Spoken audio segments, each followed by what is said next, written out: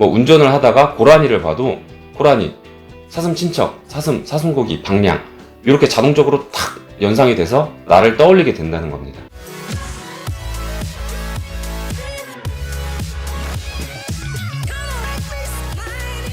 안녕하세요. 심리학 꿀팁 방냥입니다. 여러분, 이 노래 아세요? 거미 노래 중에 이런 노래가 있어요. 내 생각날 거야. 죄송합니다. 가끔 내가 좋아하는 상대방이 내 생각을 해줬으면 좋겠다, 이렇게 간절하게 바랄 때가 있습니다. 이게 실제로 가능하다면 어떻겠어요? 되게 영화에서나 나올 법한 일이죠. 그런데 실제로 이게 불가능한 일은 아닙니다. 제가 알려드리는 이 방법을 딱 한 번만 시도를 했다고 해서 100% 먹히지는 않을 거예요. 물론 한 번에 성공할 확률도 있어요. 그런데 100%는 아니란 얘기입니다. 한 번에서 다 먹힐 거면 뭐 세상이 다 영화죠. 그런데 제가 알려드린 이 방법을 일회성에 그치지 않고 다양한 주제로 여러 번 시도를 한다던가, 또 상대방에 대해서 면밀하게 잘 관찰한 다음에 시도를 한다면 그 성공 확률은 기하급수적으로 높아지게 됩니다. 이 뒤에 제 설명을 들으면 이게 무슨 말인지 알게 되실 거예요. 자, 이건 일종의 세뇌죠. 이 세뇌 방법은 상당히 간단합니다. 쉽게 말하면 나를 떠올리는 단서를 상대방의 머릿속에 심어가지고 나를 떠올리게 하는 건데요. 제가 당했던 사례를 한번 말씀을 드릴게요. 제 사례 같은 경우에는 이 친구가 저한테 뭐 의도적으로 내 머릿속에 뭔가를 심어놔야지 이렇게 하려고 했던 세뇌는 아니에요. 그래도 이 사례를 들으면 이해가 좀 더 빨리 되실 거예요. 저한테 의도하지 않게 이 세뇌를 했던 친구는 지금은 잘 연락하지 않는 학교 후배인데, 저는 아직도 특정 상황에서는 이 친구가 생각이 납니다. 이 제 후배가 몇 년 전에 같이 밥을 먹다가 이런 얘기를 했어요. 오빠, 고등학교 생물 시간에 이거 배웠죠? 침에 있는 아밀라제가 밥에 있는 전분을 만나면 그게 당을 생성해서 우리가 밥을 오래 씹고 있으면 밥에서 단맛이 느껴진다. 요거 배웠죠? 이렇게 물어본 거예요. 배웠지. 알고 있었어요. 그래서 이 여자 후배가 집에서 이게 너무 해보고 싶어서 막 밥을 오랫동안 물고 있었대요. 식사 시간에. 그러다가 엄마한테 등짝 스매싱을 딱 맞았대. 짝짝! 사실 이 이야기를 듣고 뭐 별 생각이 없었어요, 그때는. 뭐 나도 고등학교 때 배웠던 내용이고 그냥 아이고 그랬니? 아팠겠다. 이제 이 정도로 넘어갔어요. 그런데 가끔 의도하지 않게 밥을 오래 씹고 있는 경우가 있죠. 무슨 생각을 하면서 밥을 먹는다던가, 아니면 밥을 딱 한 술 이렇게 먹었는데 갑자기 무슨 일이 터져서 전화로 뭐 업무를 보거나 뭐 다른 일을 처리해야 될 때, 그러면 입에서 단맛이 느껴집니다. 그런데 이때마다 이 친구가 생각이 나는 거예요. 지금 연락도 잘 안 하는데. 아까 말씀드렸다시피 이 친구가 작정을 하고 의도적으로 얘 뭐 방향 내 생각하게 만들어야지, 이런 의도로 저한테 그런 이야기를 한 건 아닙니다. 그런데 나는 이 친구를 생각하기 싫어도 밥을 오래 씹고 있는 경우에는 이 친구가 생각이 나요. 그리고 밥을 먹는다는 생리적으로 기분이 좋은 상황에서 이 친구가 생각이 나기 때문에 이 친구에 대한 호감도는 계속 이렇게 높은 상태로 있을 수밖에 없어요. 이거는 일종의 각인 이론으로 설명할 수 있는데, 여러분 각인이 뭔지 아시죠? 이런 이야기 들어보셨을 거예요. 꽥꽥! 오리가 알에서 처음 깨어나서 본 대상을 오리는 그걸 엄마라고 인식을 합니다. 그래서 만약에 오리가 태어나서 처음으로 본 게 저라면 저를 엄마로 인식하겠죠. 그리고 이런 케이스도 있었다고 합니다. 오리가 처음으로 태어나서 본 게 진공청소기였어요. 그랬더니 오리가 죽을 때까지 진공청소기에 무한한 애정을 쏟았다고 해요.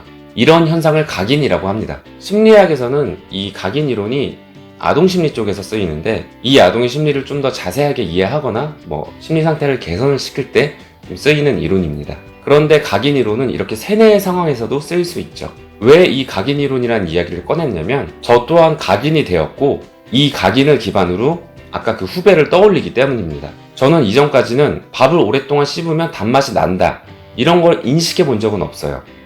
물론 그 사실을 알고 있긴 했지만 그 전에도 밥을 오래 씹을 일이 있긴 있었겠죠. 그런데 딱히 단맛이 난다고 인식을 하지 않았던 겁니다. 그런데 후배가 해준 이야기를 듣고 실제로 밥을 오래 씹으면 단맛이 나는구나, 이걸 처음으로 인식하게 된 거죠. 이런 인식을 이 후배가 처음으로 하게 해줬기 때문에 저는 이렇게 밥을 오래 씹어서 단맛이 나는 그런 상황에서는 좋든 싫든 간에 이 후배를 떠올리게 될 수밖에 없습니다.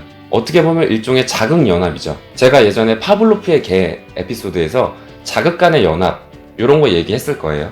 그러니까 이 케이스에서는 밥에서 나는 단맛과 이 후배가 이렇게 연합이 돼가지고 제 머릿속에서 떠오르게 되는 겁니다. 어떻게 보면 의도치 않게 세뇌를 당하게 된 거죠. 사례를 들으니까 이제 좀 감이 잡히시죠? 안 잡히면 안 돼. 그러면 어떻게 해야지 내가 목표로 하는 상대방이 나를 떠올릴 수 있게 할까요? 아까 말씀드렸듯이 이 과정은 단순합니다. 상대방에게 처음으로 접하는 특정한 경험이나 감정을 불러일으키고 내가 그 자리에 함께 있어서 그 경험이나 감정과 나를 함께 묶어주면 상대방은 이후에 이 해당 경험을 하거나 감정을 느낄 때마다 나를 떠올리게 됩니다. 자, 이제 이 세뇌 작업을 정교하게 어떻게 해야 되는지, 그리고 어떤 주의사항이 있는지 함께 알아봅시다. 첫 번째로 이 세뇌에 성공을 하기 위해서는 상대방에 대한 면밀한 관찰이 필요합니다. 관찰 후에 이 상대방이 경험해보지 못한 것, 이것을 나를 통해서 경험하게 만들어줘야죠. 일단 이 경험 선정은 상대방에게 이미 익숙한 경험이나 감정은 아무런 효과가 없겠죠. 예를 들어서 내가 세뇌를 하고 싶은 사람이 수영 선수예요. 그런데 이 사람이랑 같이 수영장에 가서 수영을 했다? 이건 아무 의미가 없죠. 수영 선수한테 수영은 뭐 밥 먹듯이 자주 하는 건데 이런 익숙한 경험을 하게 해줘봤자 아무런 의미가 없는 거죠. 그런데 상대방이 수영이라는 걸 처음으로 하는 사람이고 내가 수영에 대한 특별한 경험이나 인식을 하게 만들어줬다. 그러면은 상대방은 수영장 옆을 지나가기만 해도 나를 떠올리게 됩니다. 두 번째로 이 첫 번째 경험 이후에 이 경험이 일회성으로 끝나지 않고 앞으로도 계속 지속될 거라고 예상되는 경험, 이런 경험을 선택하는 게 좋습니다.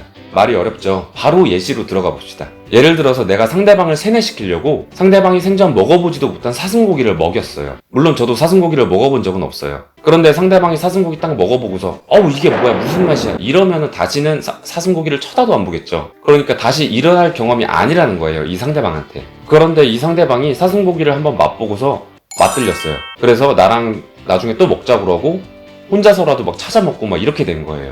그러면은 이 상대방은 사슴고기를 먹을 때마다 내가 떠오르는 거죠. 그리고 이런 내가 떠오르는 현상은 사슴고기에만 국한이 되지 않아요. 무슨 얘기냐면 사슴고기뿐만이 아니라 사슴고기에 관련된 거를 보거나 뭐 느끼기만 해도 내가 떠오를 수 있다는 얘기예요. 그러니까 사슴고기를 안 먹을 때라도 이미 사슴에 관련한 독특한 경험을 했죠. 그러면은 사슴에 관련된 자극에 노출이 될 때마다 내가 생각이 나게 됩니다.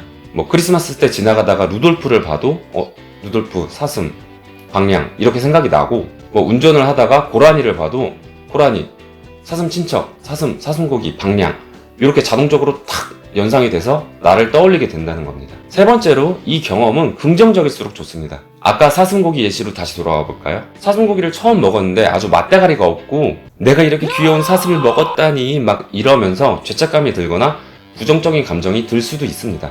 그러면 거기서 나가리예요. 물론 각인이나 세뇌 효과 자체는 성공할 수 있어요. 사슴을 볼 때마다 내가 떠오를 수는 있어요. 어쨌든 독특한 경험, 독특한 감정을 경험했으니까요. 그런데 불쾌한 감정이나 불쾌한 경험이랑 나를 연합시켜버렸죠. 그러면은 이렇게 되는 거예요. 사슴을 본다, 죄책감, 내가 떠오른다, 방향 그 사슴고기 먹는 새끼, 나쁜 새끼, 이렇게 되는 거예요. 그래서 상대방의 성향이나 기호에 대해서 미리 자세하게 파악을 해야 된다는 겁니다. 나라는 대상이 부정적인 감정과 연합이 되면 상대방은 내가 떠오르면 떠오를수록 기분이 나빠지는 역효과밖에 안 일어나는 거예요. 네 번째로 내가 첫 번째로 시켜준 이 경험을 다른 사람과 지속적으로 하게 된다면 나를 떠올리는 이 세뇌는 파괴될 가능성이 높습니다. 아까 수영 예시로 다시 돌아가 봅시다. 나랑 처음으로 수영을 했어요. 그리고 수영에 맞들려서 다른 사람과도 수영을 다니기 시작했습니다. 처음에는 수영에 관련된 걸 보면 내가 떠오르겠죠. 막 수경, 막 수영모, 수영복 이런 것만 봐도 내가 떠올릴 거예요.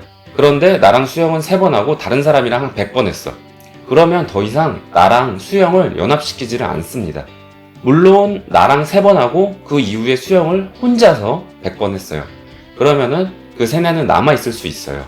그런데 다른 사람이랑 100번 하면 그 세뇌는 좀 파괴될 확률이 굉장히 높아지죠. 그래서 이 세뇌를 시도하려고 할 때는 보통 혼자서 할 만한 경험을 만들어주는 게 좋습니다. 이런 경우에는 수영 케이스보다는 차라리 아까 그 사슴고기 케이스가 나은 케이스예요. 나 무슨 사슴 파괴자가 된 느낌이야. 왜냐하면 사슴고기를 즐기는 사람이 그렇게 많지도 않고 판매하는데도 그렇게 많지도 않아요. 그래서 다른 사람과 즐긴다기보다는 나랑만 즐길 확률이 조금 높습니다. 수영보다는. 그러면 아까 말씀드린 것처럼 막 루돌프만 봐도 나를 떠올리고 막 뭐 고라니만 봐도 나를 떠올리고 막 이렇게 되는 거예요. 그리고 5번째로 아까 말씀드렸듯이 하나의 경험보다는 다양한 경험을 시도할수록 성공 확률이 높아집니다. 제가 지금까지 수영이랑 사슴 2가지 사례만 말씀드렸는데 제 사례도 있죠. 밥에서 단맛 나는 거. 이 세 가지 사례는 정말 단편적인 사례들입니다. 지금까지 제가 말씀드린 이 정보들을 기반으로 여러분은 여러분 나름대로 상대방에 맞춰서 아이디어를 짜내셔야 됩니다. 주로 새로 나온 장소, 새로 나온 음식, 새로 나온 레저 활동 이런 것들이 좋죠. 예를 들어서 방탈출 카페라는 새로운 장소가 유행을 하기 시작했어요. 그래서 내가 이 사람을 세뇌시키고 싶어가지고 이 방탈출 카페에 데려갔어요.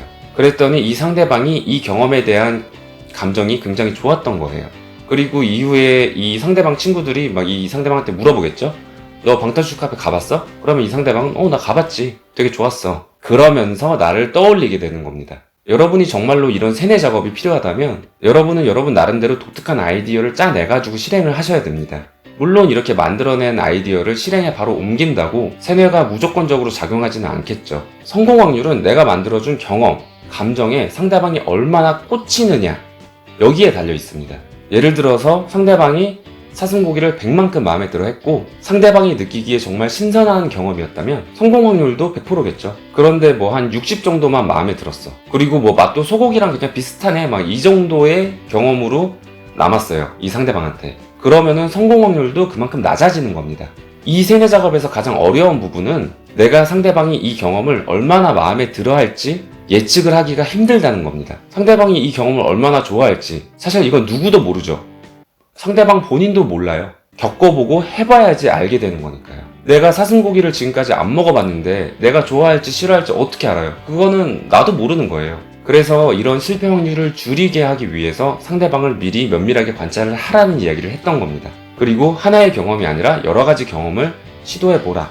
이런 얘기도 같은 맥락에서 드린 거예요. 뭘 좋아할지 모르니까. 자, 오늘 상대방이 내 생각을 하도록 세뇌시키는 방법에 대해서 이야기를 해봤는데요. 마지막으로 한 가지 주의점만 더 말씀드릴게요. 너무 독특한 자극을 주려고 그러다가 잘못해서 상대방한테 트라우마를 만들어줄 수도 있어요. 그래서 너무 공포스러운 것, 너무 자극적인 것들은 조금 자제를 해가시면서 여러분 나름대로의 아이디어를 한번 만들어 보시기 바랍니다.